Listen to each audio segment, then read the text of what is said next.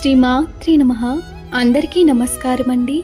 లలితా సహస్రనామంలో 58వ శ్లోకం. చతుస్వస్త్యుపచారాఢ్య చతుస్పష్టి కళామయీ మహాచతుస్పష్టి కోటి యోగిని గణ సేవిత.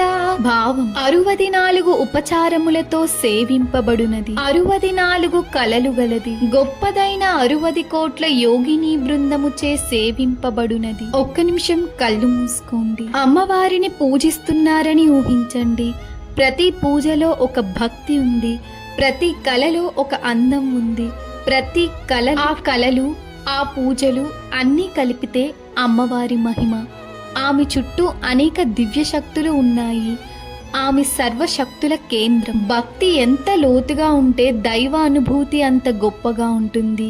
మనము ఏ పని చేసినా పూర్తి మనసుతో చేస్తే అది పూజ లాంటిదే అవుతుంది. ఈ రోజు మనం మన పనిని ఒక పూజగా చేయడానికి ప్రయత్నిద్దాం. లలిత అమ్మవారి కృప మన అందరిపై ఉండాలని, ఆమె మనకు భక్తి శక్తి ఇవ్వాలని ప్రార్థిస్తున్నాను. శ్రీమాత్రే నమః.